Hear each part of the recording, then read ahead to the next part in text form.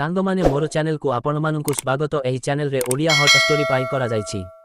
आपनमानकर मनोरंजन पाई जदि आपनमानंकु भल लागुथाए ताहेले सांगमाने चालंतु आउ डेरी नकरी आरंभ करिबा। मो नाम बलिया, मोर बयस 20 वर्ष। मु एबे जौबनरे नुआ नुआ प्रवेश करिछि, तेणु आपनमाने जानिथिबे टोका मानंकर जौबनरे बांड केमिति ठिया हुए। मोर भी बैंडटी बहुत मोटा आउ लंबा। मो 5'6" आउ मु देखिबाकू भी हैंडसम। मु कॉलेज रे पढ़ुछि आउ आम घरे मो माँ बापांको छाड़ गोटे बड़ भौणी अछि। से मो ठारू 4 वर्ष बड़। मो माँ बापा 2 जण स्कूल टीचर। सेमाने सबुदिनटा बेलकू स्कूल पाळंती, तेणु घरर सबु डिसिशन मो देई निए। तार बाहाघर बयस हेई जाइथिबारु बापा माँ ता पाई पुओ देखिबाकू लागिलेनी। तार किंतु एबे बाहा हेबाकू इच्छा नाई बोली कुहे। ता मन कथा भगवान जानती, से काहींकी बाहा हेबाकू चाहुनी।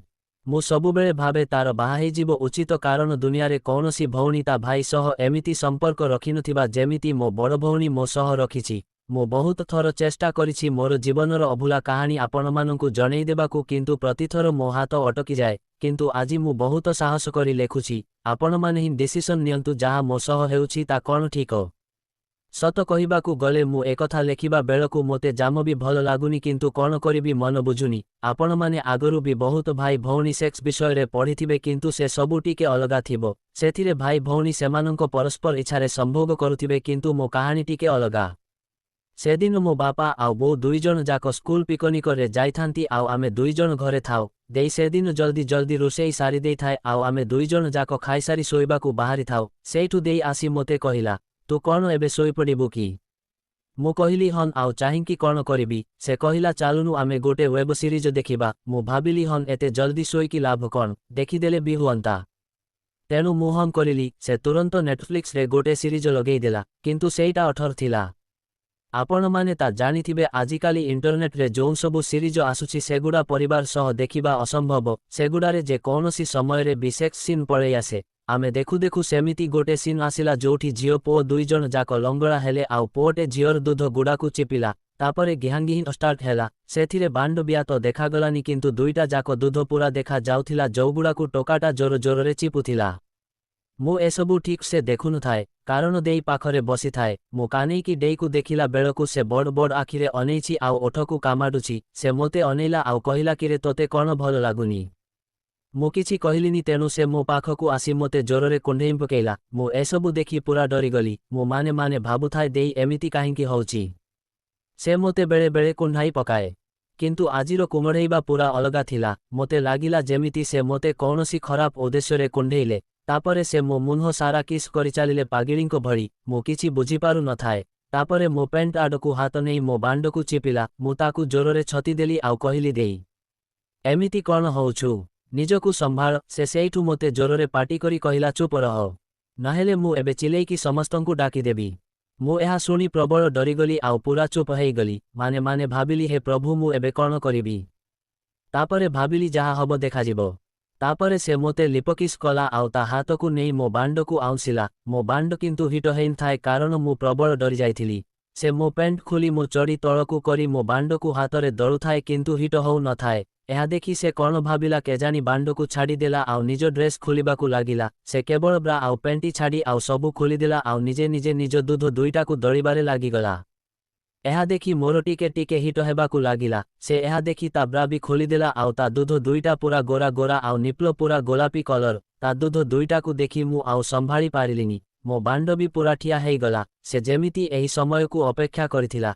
जेमिति बांड ठिया हेइछि से हाथरे धरी हलेइला आउ ता अगटीकू छोड़ी ता पाटीरे पुरेइला आउ खाइबारे लागिगला। ता पाटीरू खाली ओम आह आंग भଳି शब्द बाहारु थाए। मोते भारी भल गळु थाए। मु ता चुटीकू जोरेरे धरी थाए आउ मो बांडरे ता मुंहकू माड़ी देउ थाए। ता दूध दुईटा तळकू झुली रही थाए।